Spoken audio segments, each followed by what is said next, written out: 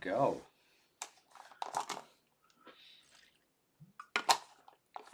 Should be on. Oh, Stream Manager.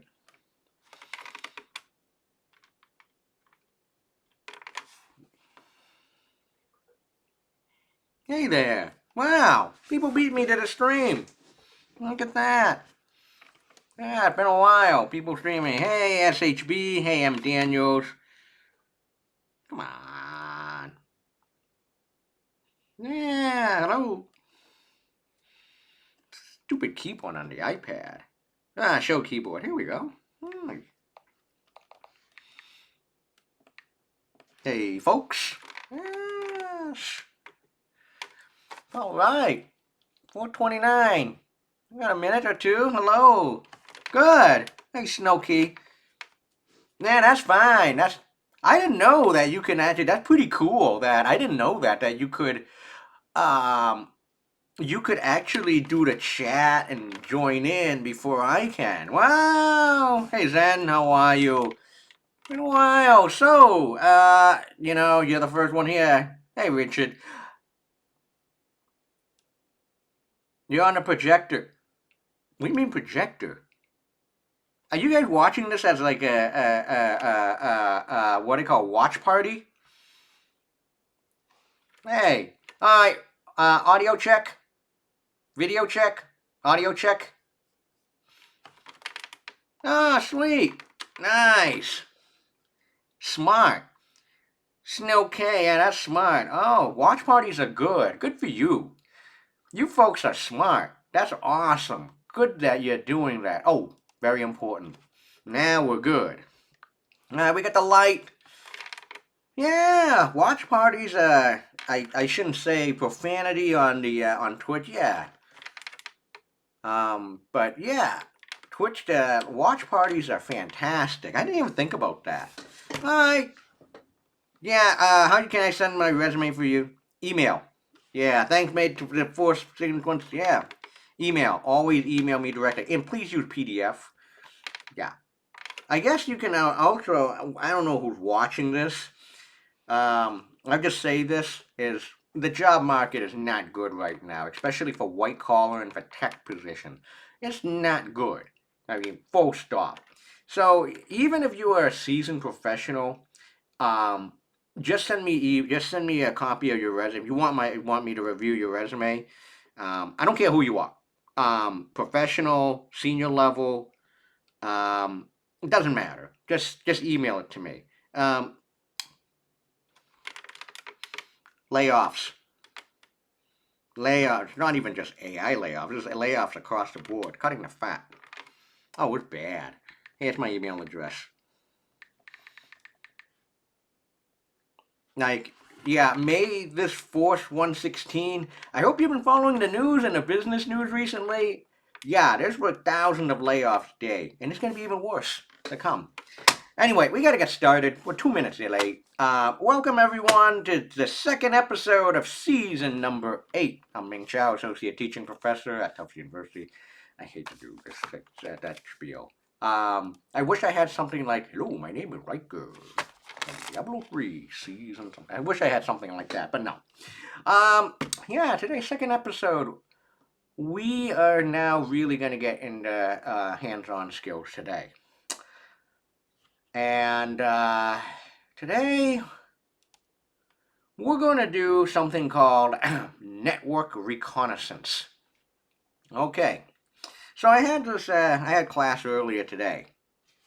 I had cyber war, and I asked the question, and I want you to all chime in. When you're designing anything, when you're developing, when you're building anything, what's the worst thing that you can do? When you're building I don't care, when you're building a software, when you're building a house, when you're building a car, what's the worst thing that you can do? The absolute worst thing that you can do, and I see this unfortunately way too much in the tech world too. The worst thing that you can do when you're trying to build anything. Hey, Katja. Worst thing. What's the worst thing that you can do building anything? Okay, yeah, Zen, perfect. Um, it's breaking 82.34 of the working time. Yeah, Zen said something very interesting. Zen said no word format. Not the bugging, but the worst thing by far and away. It's not even that. Don't even think of contingency. But the worst thing that you can do is you have no plan. And I see way too many people, especially in tech, especially like 18 to 22-year-olds who are doing any developing or even especially computer science. The first thing that a lot of people do is just pick up the keyboard and try to bang away at it. You have no plan. Um, Design document, what the hell is that? And that's the worst thing in the world that you can do. The same mistake also applies if you are trying to target or break into uh, targets, victims, computers, you name it. It's like the worst thing. And that's why these days you see a lot of, I mean, there's a lot of what they call script kiddies. I mean, all they do is literally just bang away at the computer. You ever see that meme with like cats and dogs, like with a dog like behind the keyboard, like slamming away at it? Those are what you call script kiddies. Script kiddies are the ones that actually use tools and they have no idea how the hell they work, and then they just keep on banging away at it. That's the equivalent of someone trying to build something without a plan, and basically it boils down to I have no clue what we're doing. There's skids. What they call skids is the short term.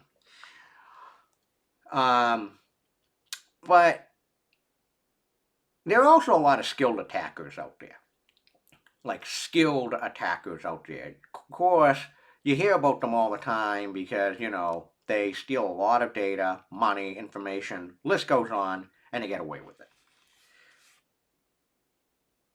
So, what am I trying to get at here? Well, what I'm trying to get at here is I want to introduce to you something called this thing called a cyber kill chain. It's really what it is a process of framework, okay, on how you go about if you are an attacker attacking a system. Now, the cyber kill chain is also can be used for good, like anything else in security, because it gets into the mindset of an attacker. Okay, so you get into the mindset of an attacker.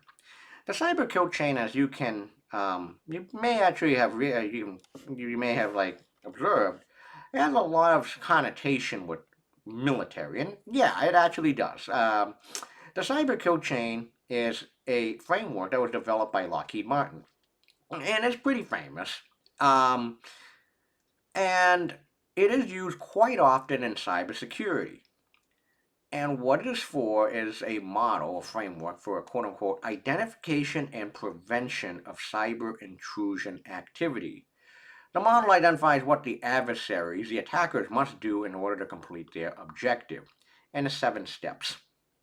Okay? Step number 1 is reconnaissance. Reconnaissance is gather as much information as you can. Harvest email addresses, conference information, list goes on. Also, a very important note about reconnaissance is reconnaissance can be actually uh, either high tech or low tech. Back in the Ego, and low tech reconnaissance, like going through a dumpster or a garbage can and looking for information, that's still super valuable. I can't tell you how many like banks that went out of business just completely dumped records on paper, not even shredding them. Hey, DD man, been a while. Like that stuff happens more often than you think, and it's sad. I mean, you get like bank account information, social security numbers, all in paper, unshredded, in the back of a dumpster, more often than you think. But really, the whole point of just step number 1 is reconnaissance. When you're trying to target, break into a target, attack a target, hack into it, whatever it is, um, the first step is it's not just banging away at a keyboard, it's to get as much information as you can. Step number 2 is weaponization. Weaponization is um, build an exploit with like a backdoor into a deliverable payload, usually in some sort of a malware. We're going to do that down the road. Phase number 3, or step number 3, is delivery. Deliver weaponized bundle the malicious code, the malware, by way of a USB stick. Phishing works so often. I mean, everyone here receive emails, and by the way, let's be honest, everyone clicks on links. That's why sending stuff by way of email is works so well even up to this day. Number 4 is exploitation. The idea of exploitation is exploiting a vulnerability to execute code on on a victim or target system.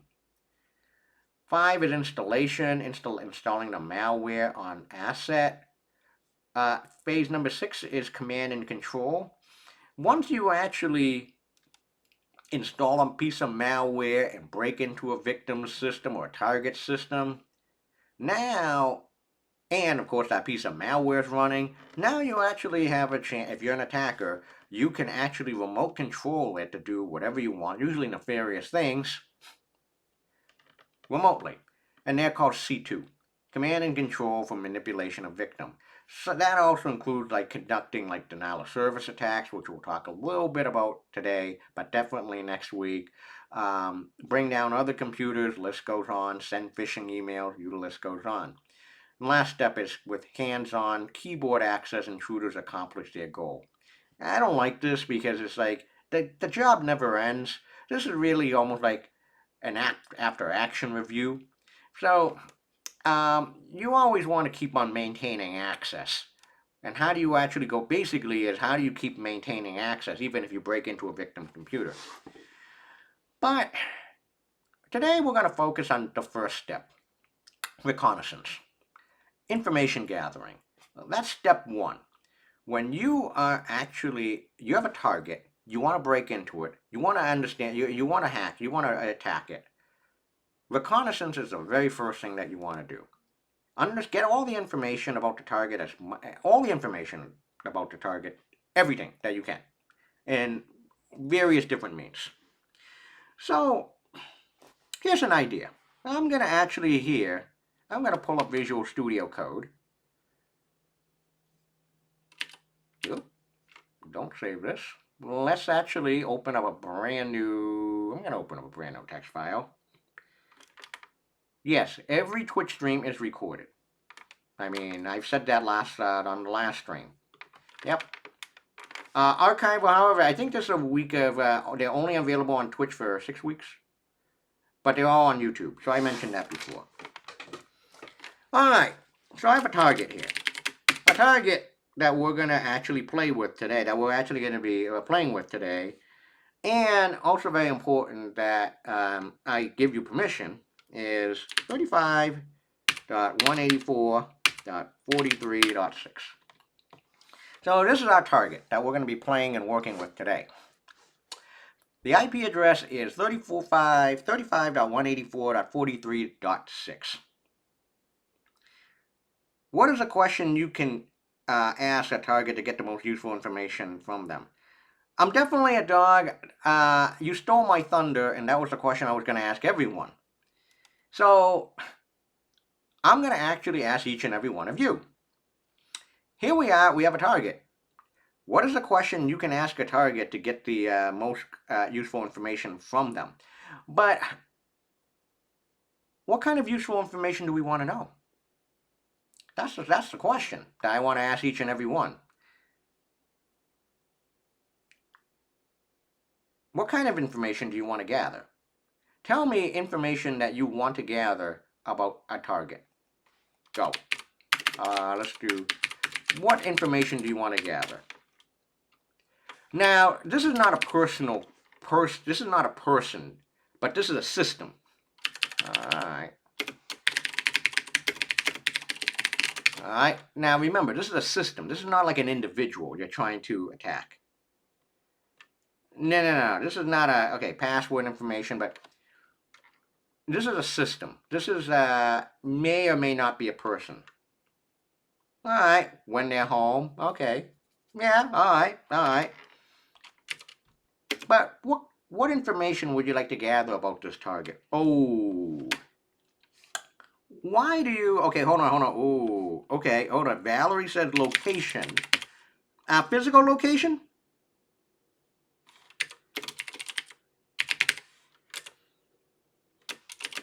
Ooh, I like this one. Hold on, hold on.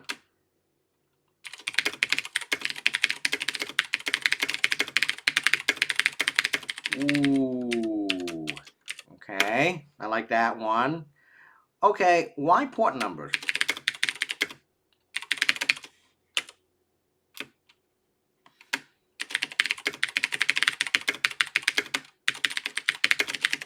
Okay, I like that.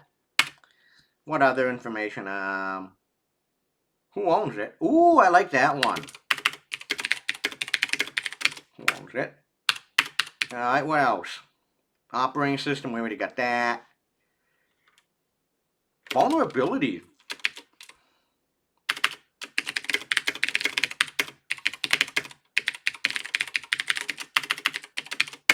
Okay, what else?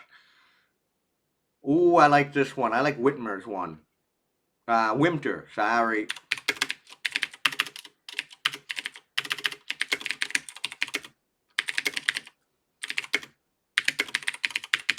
Yeah. Okay, what else? Ooh, okay, alright, alright. That one's harder. You actually, okay, processes running on the target. Yeah, okay, I like that one. But that one's a little more complicated because I think that one you may actually need to break in. Oh, yeah. I mean, could someone get into Alexa that way? Yeah, we've seen it. Alright. I'm just going to save this as exercise.txt. Anything else? Okay, we got username and password, location, host name. How many devices are on the same network with the target? What ports are open? What system information? Who owns it? I'm surprised. Doesn't have any known vulnerabilities. What version of the system is running? Package flow. Okay. Processes. I should actually add two more. How about this one? Is the target even running? Even up and running? That's a basic one. I mean, yeah, is it on or is it off? Oh, how about this one? I'm surprised. Ooh.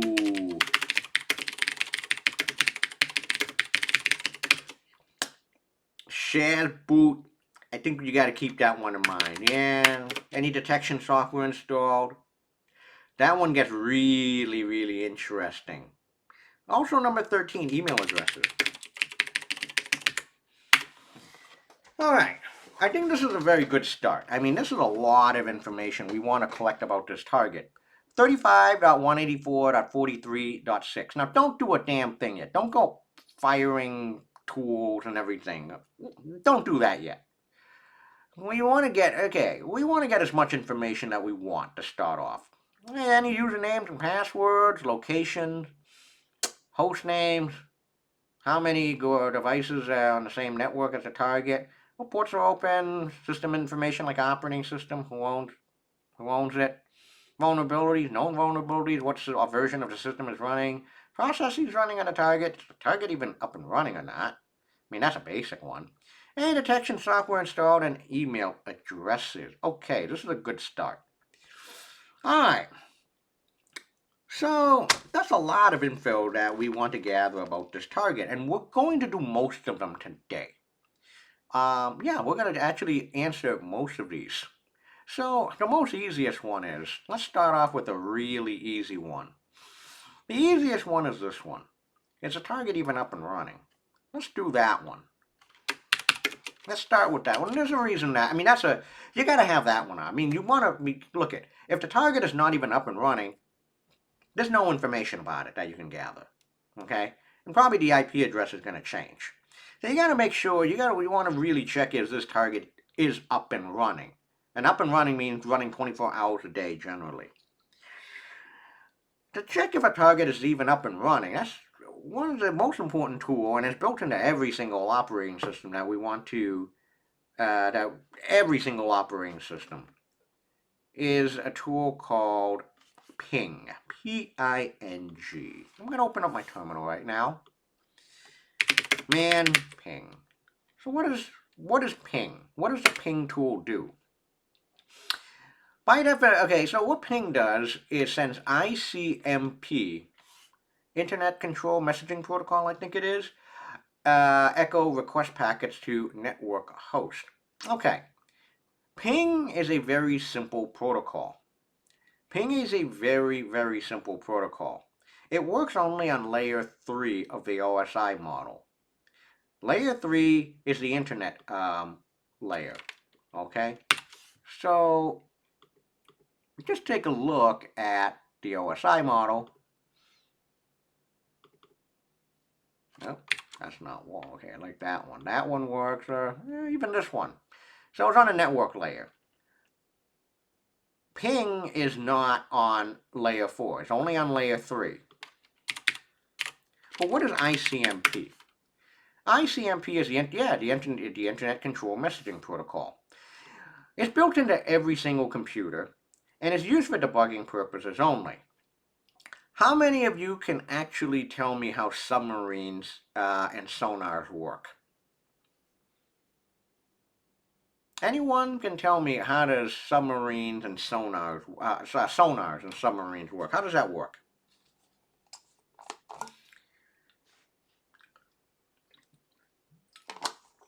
Anyone? Okay, echo. You send in an echo or ping, and what happens? It's a wave.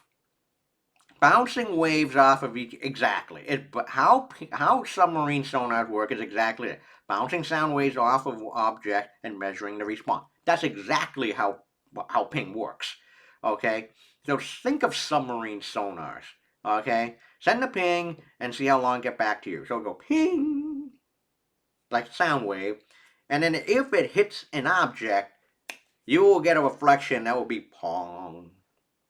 Okay, so it's like ping, and then pong, and that's how ping works on systems. You send an echo, and then you get a reply. Hopefully, if the system is up and running, if you send an echo to a system that is up and running, you'll get a reply. If the system is dead or is off and you send an echo, you'll not get anything. Okay? So I'll give you an example. So ping is that. Ping utility uses the ICMP protocol mandatory echo datagram to elicit an IP echo request response. Yep. Datagram ping have an IP and ICMP header. Okay, so how you use ping is the following.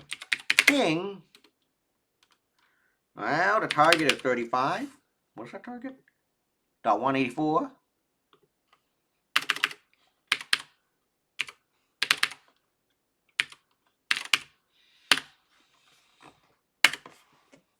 And you get a whole bunch of replies. Yeah, okay?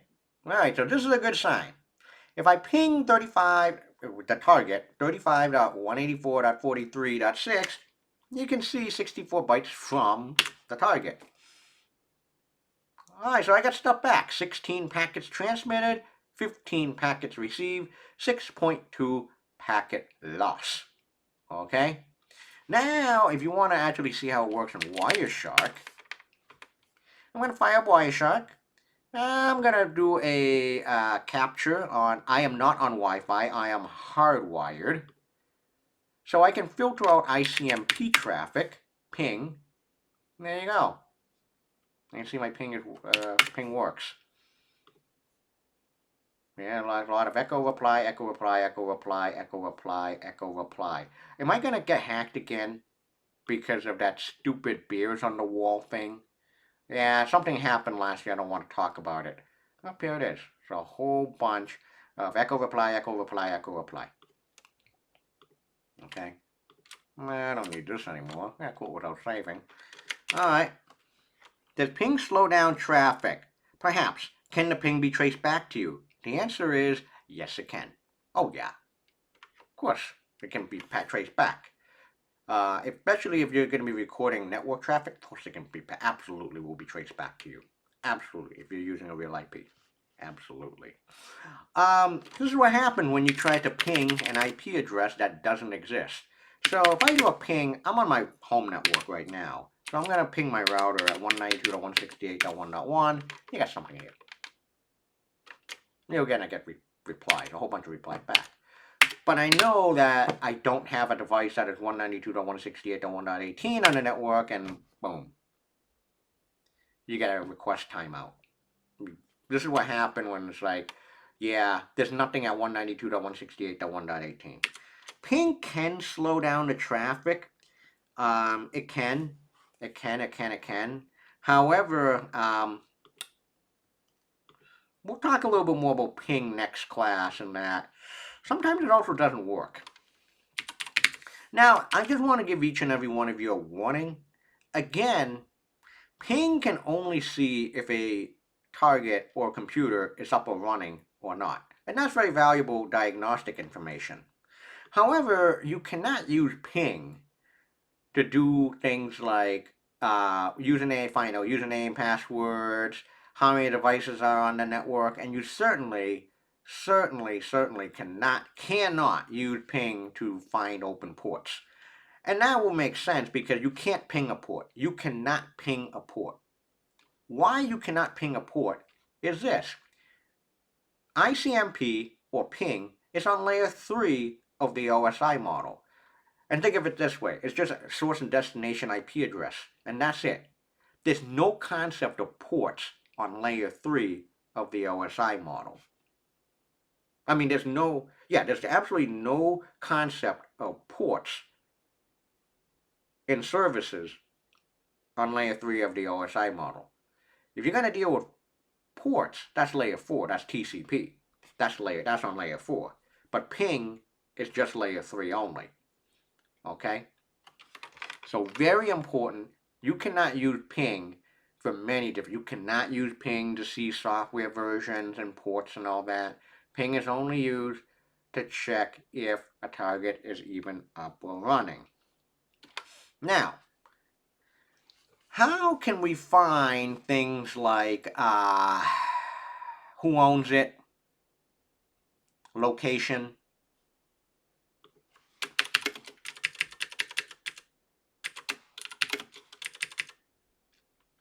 email addresses? Anyone? Oh, we can even answer this one. How many devices are on the same network? That's the target. Possibly you can do that. Anyone? Think in your first lab. And this is a very, very popular reconnaissance tool that is still used up to this day. Possibly you can even infer usernames as well. And invisible infinity, yes. Who is? Man, who is? Who is an internet domain and network number directory services.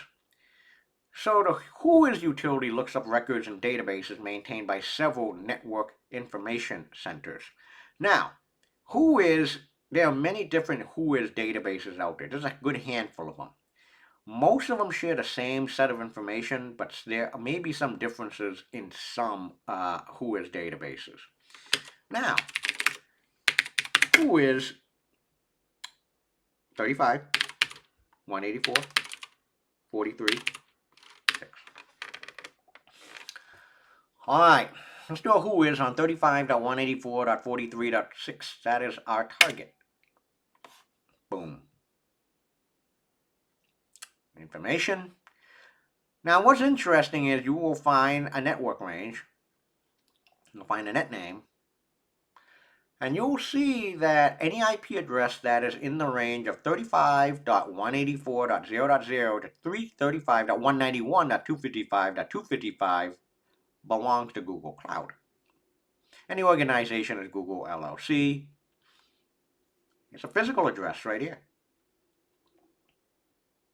An email address. Another email address. Another email address, and that's it. Okay? So if you want like contact information, people information, org information, even a physical address, WHOIS. Some WHOIS can be really specific. I'll give you a real example. So you know WHOIS of 128.103.244.118, I know this IP address very well because I used to work here in operations. And you can see any IP address that is in the 128 range belongs to Harvard University. Any IP address that is in 128.103.0.0 to 128.103.255.255, yeah, belongs to Harvard. Yeah, here it is. Last date is last time this was updated. This information was updated was December 2023. The director of Harvard Network Services. You can see their physical address. You can see email addresses. I was saying earlier, I don't even want to know how much information, how much spam, and how much like crap like Patrick receives. Ben Dash, yeah, Dave. I want to give a shout out to David. Yeah, it's been a long time, my friend. Been a long time. Yeah, I used to work with David, a great guy. Yeah, he helped me out with security stuff many years ago. Yeah, you can see a lot of phone numbers and email addresses. Oh yeah. Aaron, yeah, what is Aaron? Aaron is a nonprofit organization that allocates and manages IP addresses for the internet. Yeah, Aaron.net. It's a nonprofit member-based organization administers IP addresses. So anytime you actually even register for the, I think you even would you, yeah. IP, yeah, here it is. Request IP addresses or ASNs. Oh yeah, there it is. Yeah. Who is? So you can get who is. And I'm going to do a question mark here. How many devices? You can actually use who is on this one as well, to a degree. Who owns it? Who is. And email addresses.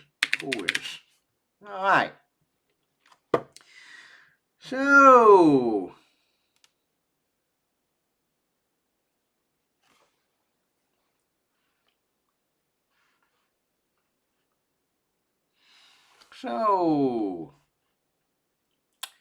what about, you can actually put who, I mean, a little bit of that as well, from host names. Now let's get to the fun part. Let's talk about ports. Who said ports? Why are open ports important? Why do you want to know what ports are open? I forgot who wrote it, but yeah, we want to find out open ports on this target, 35.184.43.6.6. Services that listen. Okay, there's, again, one single target, one single computer, any one computer can open up a whole bunch of targets, a whole bunch of services. What if we find out that this target is running an email server? If it's running an email server, we could possibly, if there's a vulnerability, we can dump all the emails, like Hillary Clinton's emails. So check this out. We can find out what ports are open at 35.184.43.6. There is a slow way of doing it. And I want to introduce to you a very old and quintessential tool that is installed on a lot of systems. And it's called Netcat. Netcat. What Netcat is, and there's a nice Wikipedia on this, often abbreviated to NC, is a computer networking utility for reading from and writing to network connections using TCP or UDP. This is actually very valuable because TCP does use ports. That's where the TCP layer 4 of the OSI model, that's where port numbers are. It's on the transmission control protocol. Netcat is also known as the Swiss Army knife of the internet. Okay? Well, I'll post Linux size. I like them.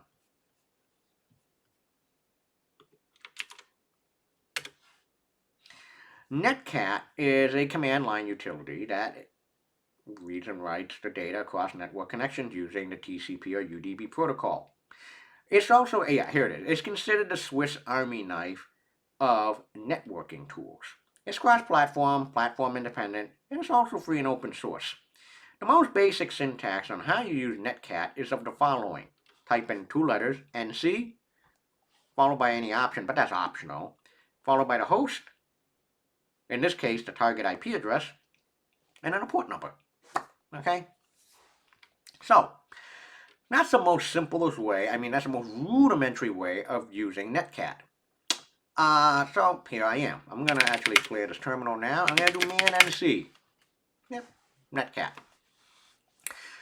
Netcat is built into Linux, built into Mac OS, and here it is. Netcat is an arbitrary TCP and UDP connections, and listen for arbitrary TCP and UTB connections and listens.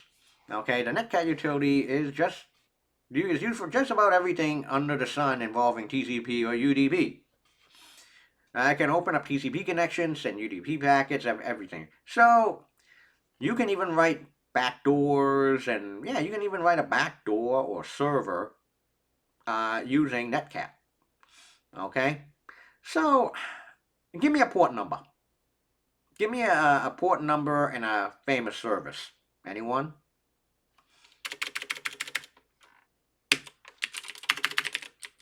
So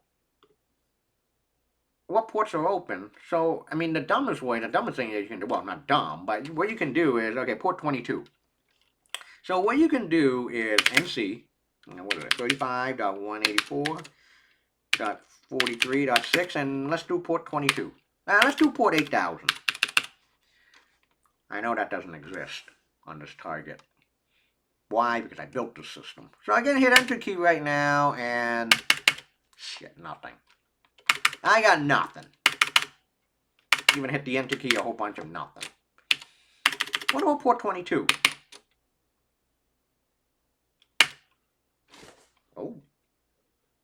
Oh, hi. I got something back. That's pretty damn good. How about port 80?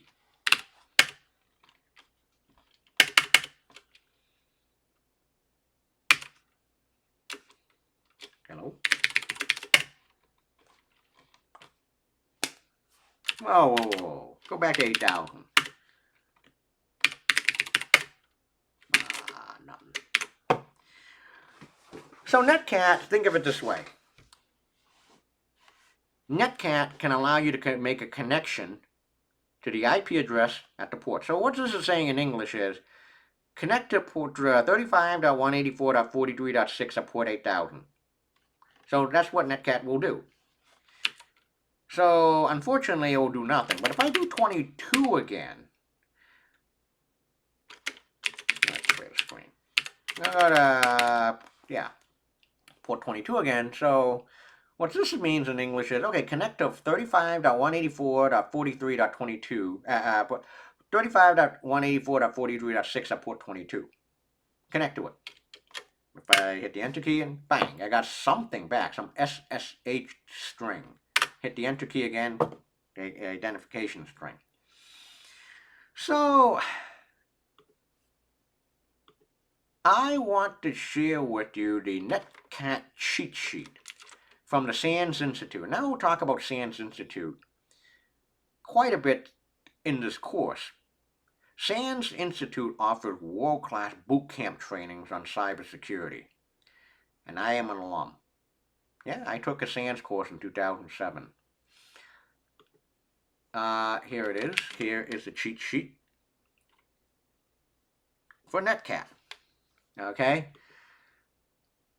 So the fundamentals is fundamental Netcat client is just NC space target IP address space support number. And that's so just connect to an arbitrary port at the IP address at the target address. You can also run a server or listener by NC minus L minus lowercase l minus capital minus lowercase p at the local port. So that's going to run a server or listener on your computer. So you can actually use Netcat to do relays. You can even do Netcat for file transfer. Now, what you can do is, right now, what we did on the command line terminal was just Netcat, the target IP address, and then some port number. But you don't want to keep on typing NC 35.184.43.6 followed by some port number. You don't want to keep on typing that number. What happens if you want to do this in a loop? What if you actually want to just go through ports 10 to 1,000? And you can actually use Netcat as a what they call a port scanner. A port scanner is just going to identify all the ports that are quote unquote available, either open or half open or known on a system. So how you port scan an IP address is, well, here it is. Look at this cheat sheet here. NC space minus lowercase v space minus lowercase n space minus lowercase z space minus W1, followed by the target address, space followed by a range from start port to end port. So it's going to attempt to connect to each port in the range from end port to start port on IP address on the target. Run verbosely, do not resolve names without sending any data, and waiting no more than 1 second for a connection to occur. Okay, so let's do this. So I'm going to clear. I'm going to go NC minus lowercase v space minus lowercase n space minus lowercase z space minus lowercase w1, and then target IP address is 35.184.43.6. And the port numbers are going to be 10 to 999. Watch what happens.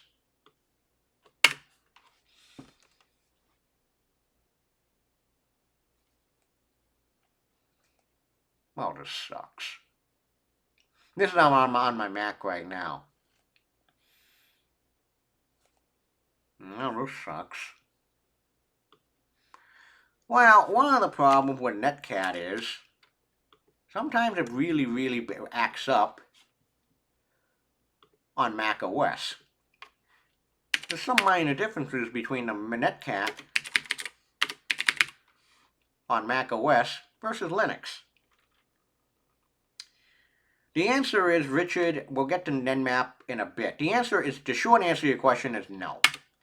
I'm going to connect to my home server called Dirty Work. That is a pure Linux server. Oh, called Dirty Work. So if I actually do the same command here, watch what happens.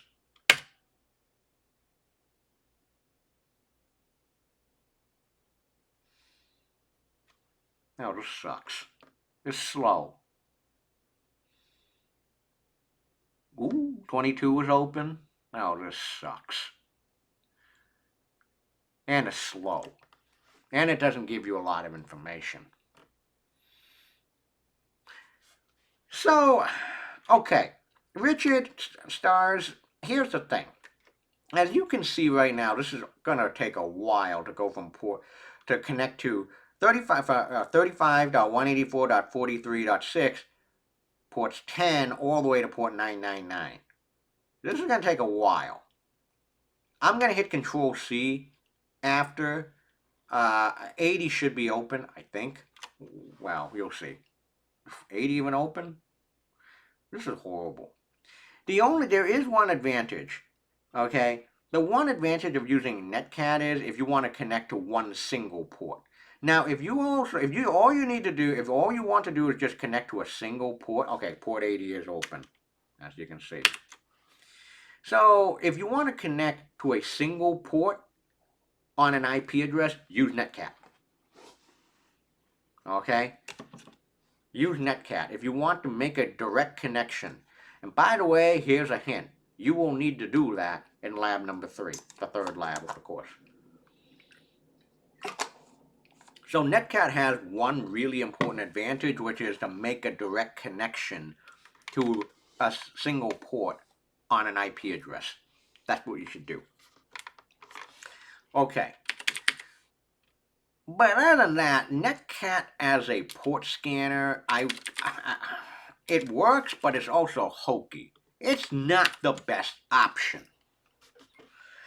Okay? You just saw with your own eye how slow Netcat going from port to trying to connect to port 10 to 999. How slow is that going to be? Now here's the thing.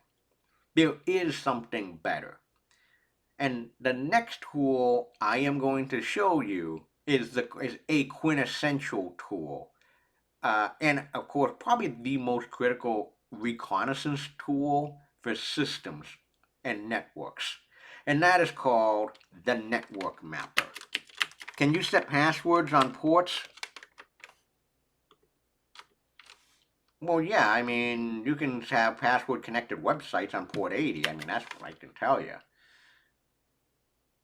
But it doesn't matter. You're still going to be exposed to someone randomly entering username and passwords. And I want to introduce to you now to a much better port scanner, a more effective one, the one that will actually bring a lot, can even bring a lot of information. So, I mean, you can use Netcat, NC, and Nmap. The network mapper, okay? The network mapper, nmap.org. This is usually the second tool I install on my system. This is the second tool I install on my system, nmap.org.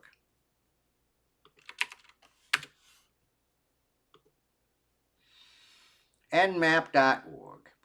The network mapper was written by my friend Fyodor, and I want to give a shout out to Fyodor for a legendary tool. The network mapper. Yeah, the network mapper is free, open source, and platform independent utility for network discovery and security auditing. Many systems and network administrators find it useful for tasks such as network inventory, managing service updates, managing host or service uptime, you name it. Network actually, Nmap uses raw IP packets in novel ways to determine what hosts are available on the network, what applications, what services, application names, and versions these hosts are offering. So, we're going to use Nmap to determine system information, even possible known vulnerabilities.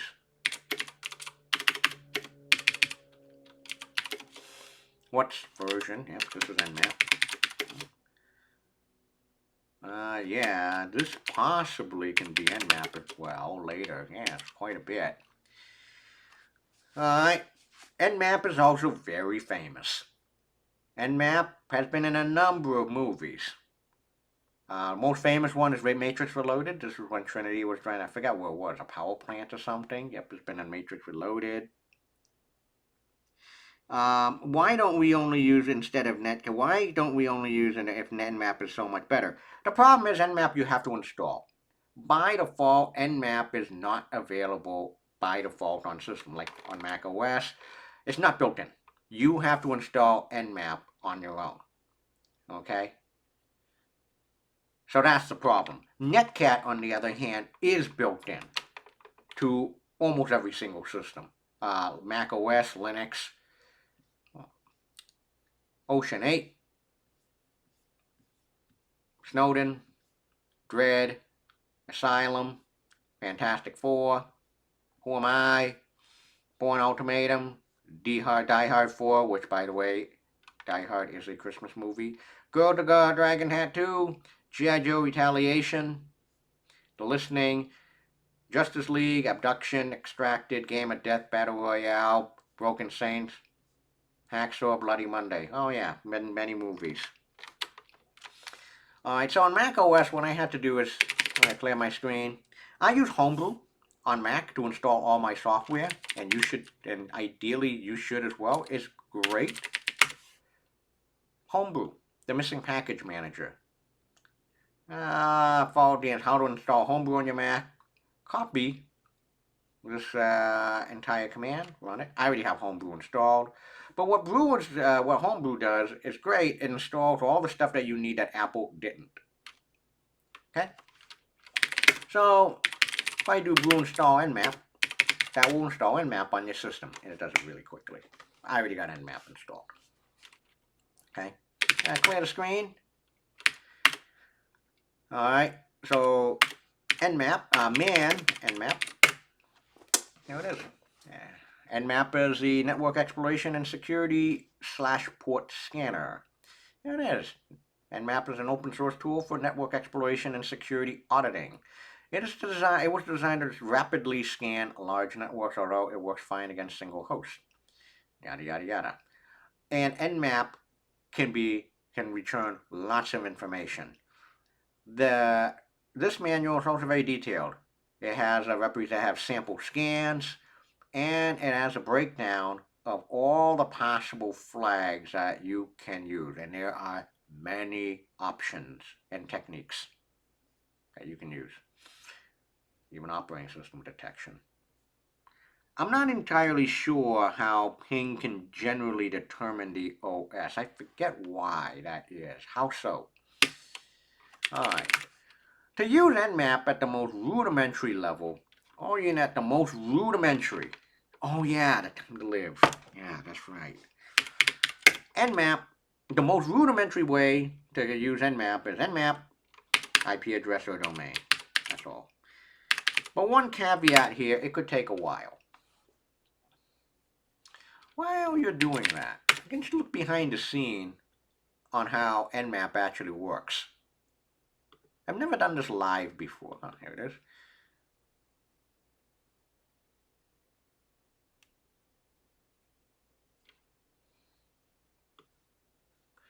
So I can filter out ip.addr equals 35.1. I'm only want to show,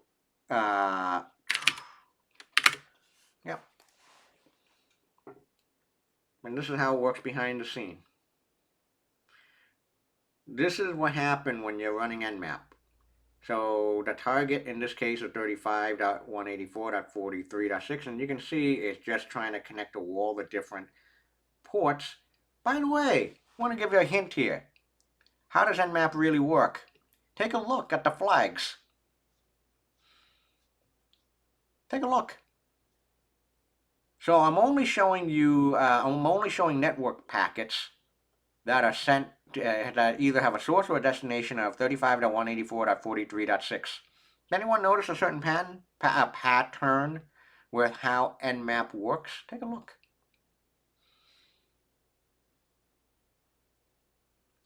Yeah, these are all port numbers. 8899, 5555. Does anyone see any? Ooh!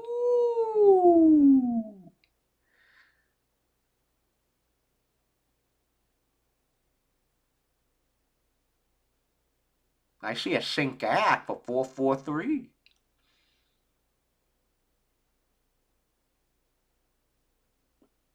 Does anyone know how Nmap actually works under the hood? That's the hint. Ooh, I see a sync act for 4443.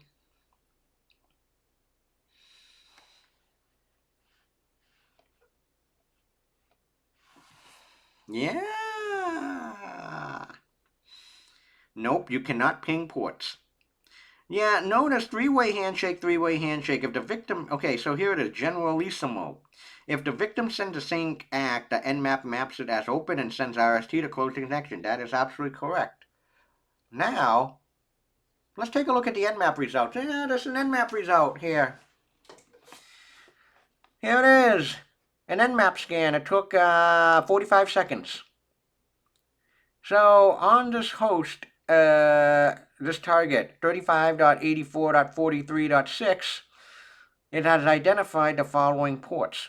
22 SSH is open, 80 HTTP is open, 443 HTTPS is open, and 3389, I have no idea what that is closed.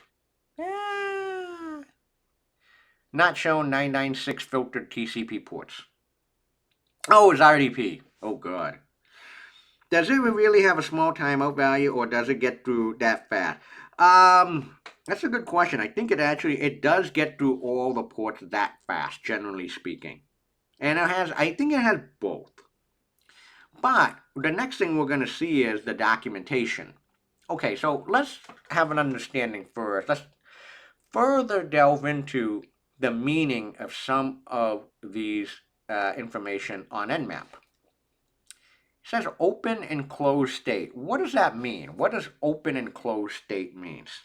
You didn't give it a flag to scan for a port. That's correct. They scan. Oh, so I scan all the top one, whatever the top 1,000 is. I forget what the top 1,000 are. But yeah, even go to 3389. Like 3306, 306 will be one of them. That's my sequel. So let's take a look at the manual, the documentation, port scanning basics. Okay, let's have an understanding of what open, closed, and filtered ports are. Okay, here it is. Thank you. You're absolutely right. So Generalissimo is correct. While Nmap has grown in functionality over the years, it became an efficient port scanner and remains a core. The simple command Nmap scans 1,000 TCP ports on the host. Okay, so it is 1,000. You're absolutely correct.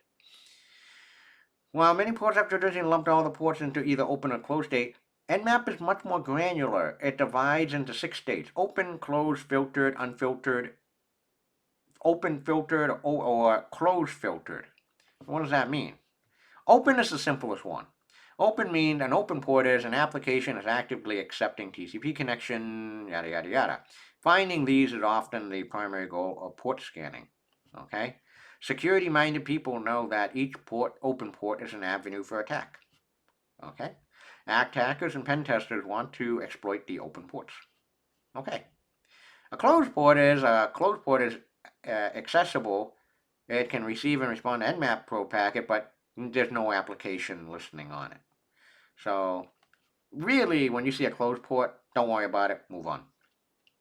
Filtered is interesting. Filtered means Nmap cannot determine whether the port is open because a packet filtering prevents it from probe from reaching the port. So really, what this means is any detection software is installed. When you see a filtered port, possibly that actually may identify there's some filtering going on. Unfiltered means is that the unfiltered state means that the port is accessible, but Nmap cannot determine whether it's open or closed. Okay. Open or filtered means Nmap places a port in a state when it's unable to determine whether a port is open or filtered. Closed or filtered means the state is Nmap is unable to determine whether a port is closed or filtered. Really, the most important state that you want to look for is open. And how many open ports are there here? 1, 2, 3 open ports. Closed port, why does it receive and respond to pro packets if it's closed? That's a good question. So closed packets work. What differentiates for the port that simply doesn't show up, for example? A closed port means, okay, this is a popular port number. I think this IP address can actually host something, an application running on a closed port, but nothing is there. So there's nothing there. If you try to go and make an Nmap, like a Netcat connection to 35.184.43.6 at port 3389, it just quits on you right away. There's nothing. But we know that at another way you can look at it, maybe at one point 3389 was open for the IP address. Okay? If it doesn't show up, it just couldn't get there. But the most important ones are these three, 22, 80, and 443. Now you see that there is HTTP and HTTPS enabled. So what could you do? Once you notice that HTTP or HTTPS is open, what could you do?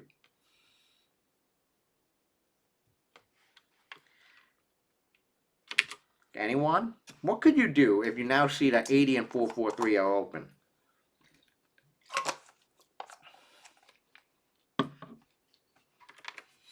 Yeah, fire up your favorite web browser. Go to type in HTTP or HTTPS, // There you go. Yeah, there's a website there. That's the website. HTTPS works as well. Yeah. Self-signed certificate. Same thing. And you can try it. Now, if you see SSH is open, what can you do?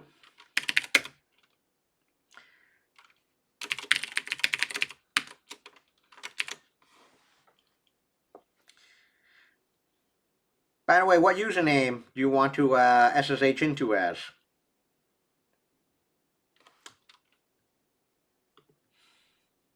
Yeah?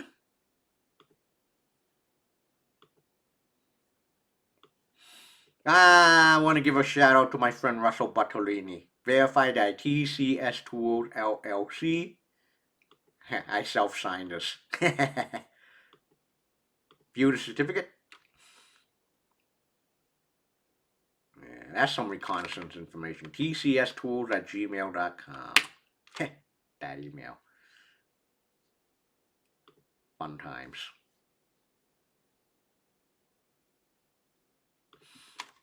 All right, going back to SSH. You see SSH port is open. What username do you want to SSH into as? Yeah. Root. Oh, damn.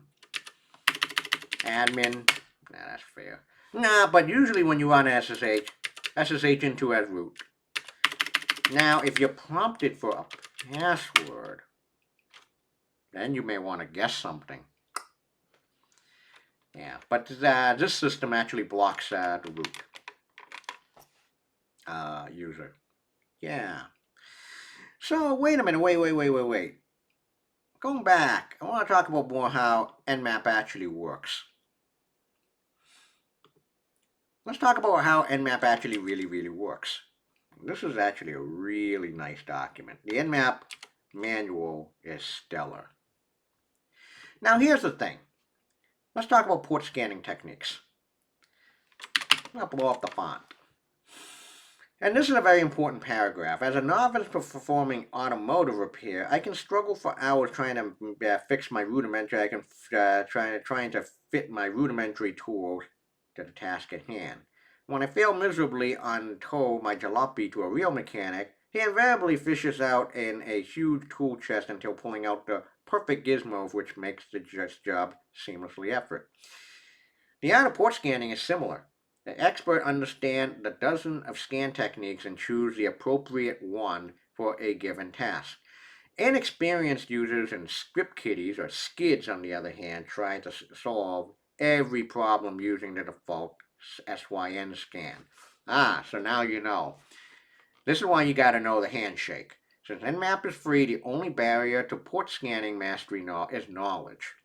Now, it just certainly beats the automotive world where they take great skill to determine that you need stretch spring compressor, then you still have to pay thousands of dollars for it. All right. The sync scan is the default and most popular scan for good reason. Take a look at Nmap. There you go. You can see on Nmap when I did the Nmap scan to 35 180.184.43.6, it was just trying to do sync scan, and here it is. You can see under the hood how Nmap actually works. And now the document says this. Why is sync scan the default and most popular scan? It's for good reasons. Number one, it can be performed quickly, scan thousands of ports per second on a fast network, not hampered by restrictive firewall. It is also relatively intrusive and stealthy since it never completes TCP connection. Sync scans work against any compliant TCP stack. Okay. This technique is this is important. Talk about the handshake. This technique is often referred to as half-open scanning because you don't open a full TCP connection. You send a sync packet as if you were opening a real connection and then wait for a response.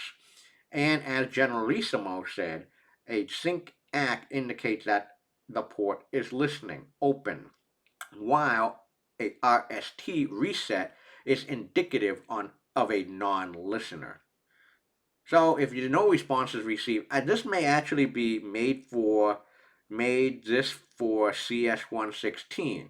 If no response is received after several retransmission, the port is marked as filtered. The port is also marked as filtered if an ICMP unreachable error is received. Okay, so the documentation makes it very clear on not only what the default Nmap scan is, but also how it works. Okay, this port is also considered open if a sync packet without the ACK flag is received in the response. I don't know why the hell that would happen. Okay. So by default, TCP sync scanners, the Nmap as a default scan in Nmap. Okay. So how can you get? Let's go back. But how do you get things like system information, like operating system, software versions, and all that? Well,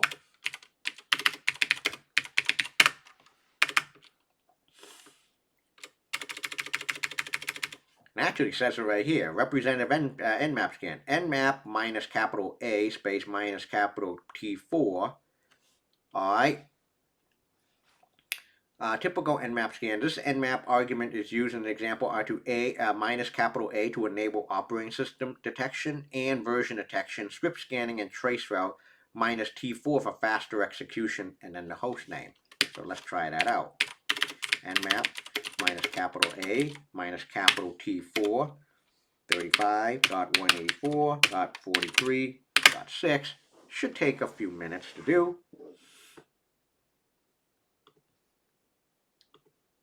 And I can actually continue without saving, and you can see under the hood, and I mean it's just packet just flying, and you can see it's Nmap sync scan. And it's going to take a few minutes, maybe a minute or two to get all the information. We're going to have to sit here and wait. Okay. So yeah, you can use Nmap to get like version of the system of the what version of system is running, system information like operating system, software installed, including the version and stuff.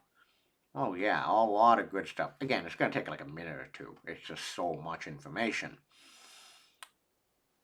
Okay, well, we got it. There it is. Look at that.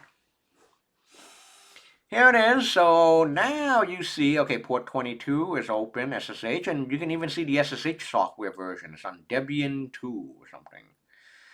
Port 80. Port 80 is open. The server is HTTP, and the version is Nginx. That is the web server software. 1.22.1. So what you could do is you can just Google Nginx 1.22.1 if there's any vulnerabilities.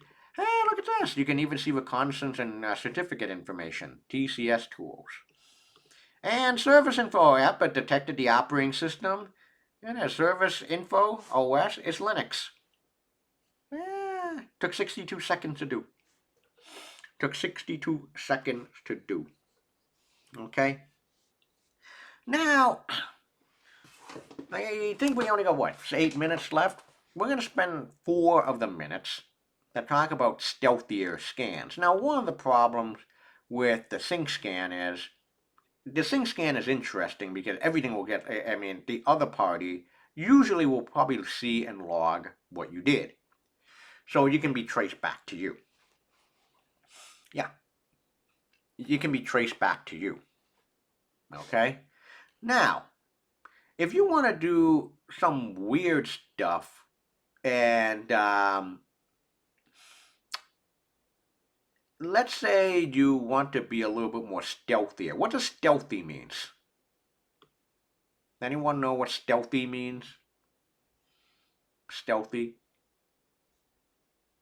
Like under the radar? If you want to be a little bit more discreet. One of my favorites, there's actually 3 of them, not detectable, are these 3. TCP, null, fin, and Christmas tree scans. These are 3 of my favorite because they're pretty stealthy and weird as hell too.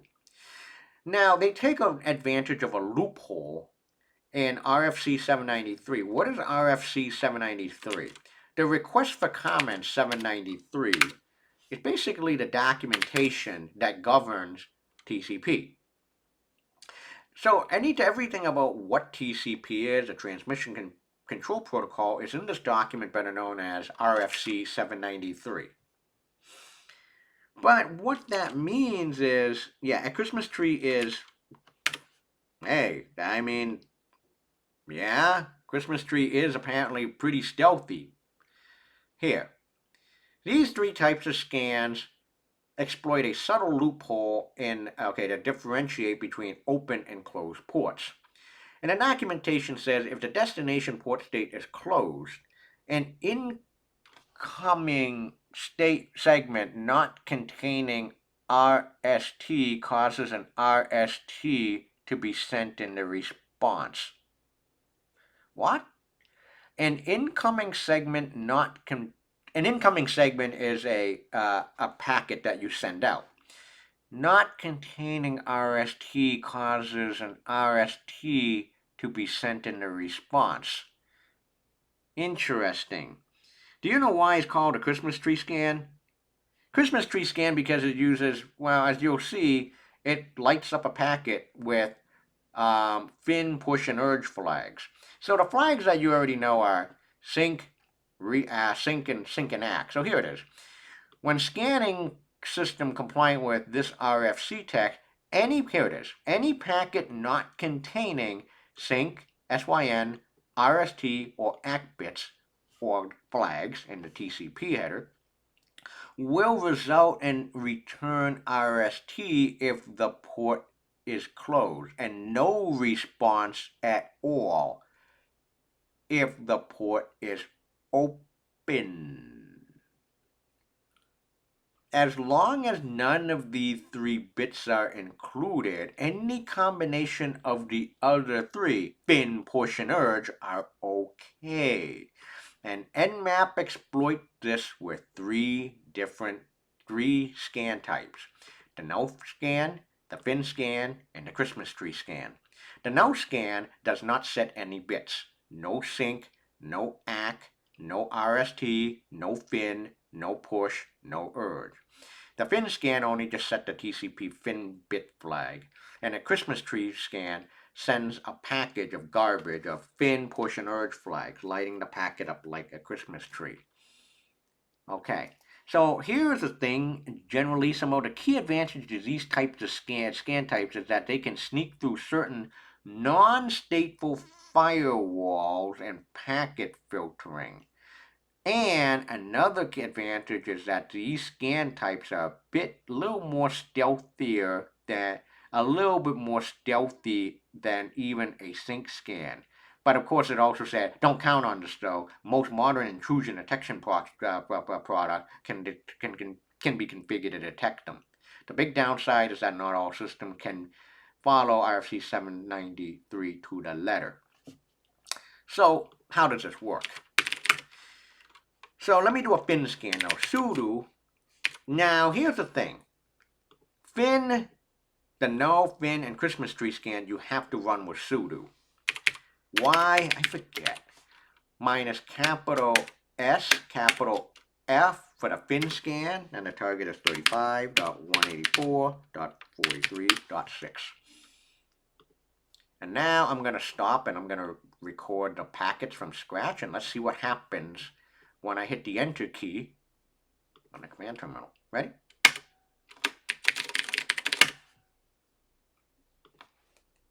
Yep, you can see a whole bunch of packets of fin is now sent.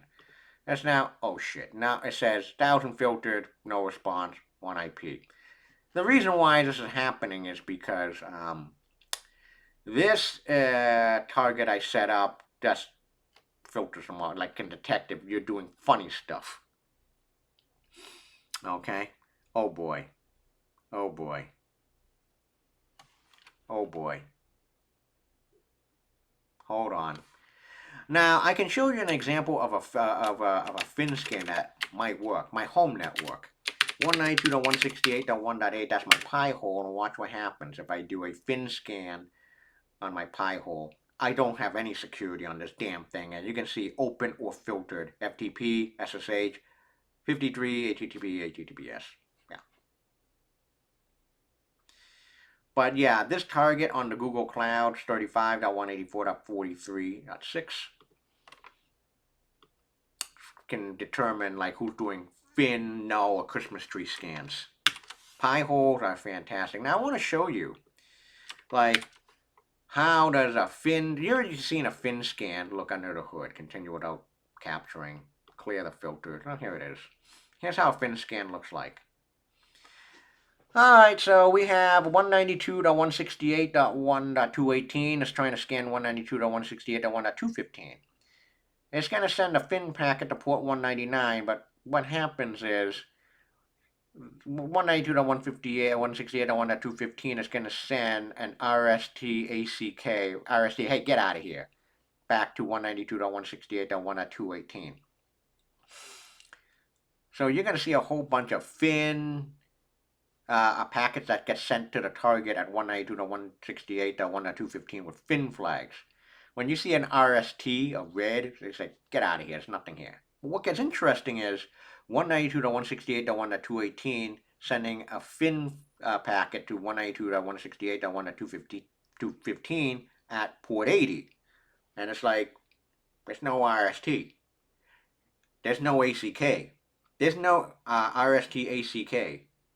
There's no reset flags being sent. It's like, okay, I don't get any reset. That means it may be open. Same thing with port 22 here. 192.168.1.218 sends a fin packet to 192.168.1.215. No RST. Let's take a look at the no scan. The no scan does not set any bits. So you're going to see a whole bunch of packets that have absolutely no flags. Because you usually would either see like a sync or sync-ACK or anything, but this one's just going to send a packet with like no flags. And the same behavior. If you get an RST packet back, it's like, get out of here. You don't get anything, it's like, oh, there might be something here. And then the Christmas trees. How does Christmas tree look like?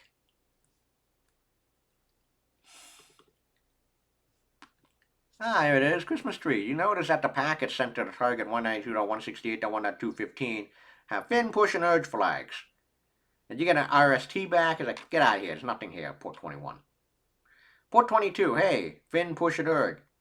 Get out of here. There's no RST sent back, so 22 may be open. I'm going to send to 192.168.1.215 a packet containing fin, push, and urge flags at port 111. You got an RST back. Get out of here. Okay. So, no, fin, and Christmas tree scans are kind of stealthy. Okay. Now, I am on the air today, and I was going to show you Shodan, but I prefer not to because I don't want to get banned for good reasons. Okay. So, the next class, next Tuesday or Wednesday, we're going to go through a more stealthier scan. Yes, we're going to actually, what I call the cover your ass scan. And as Generalissimo said, it's going to be called a decoy scan. We'll also talk about Shodan, in which I can do a demonstration in the class. Okay? So, next Tuesday and next Wednesday, we're going to do the cover your ass scan, also known as decoy. I'm going to show Shodan as well. You can proxy relay. Yeah, you can do that and even specify source port. Sure. But, for this class, I don't think a lot of people have the ability to do that just yet. But at any rate, I think we've had enough for today. Okay? But we did get to, what did we get through? We did ping. What you can do and what you can't do with ping. We've gone to Netcat. Yeah, you're going to use Netcat, certainly, to make a connection to a port.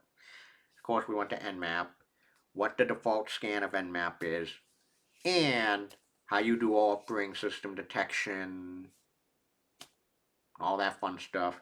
And, of course, we got the stealthy scan. So other than that, see you next week when we talk about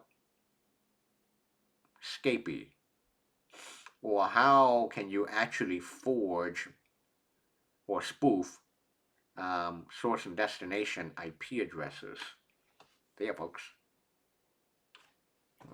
Thanks, all. Stop streaming.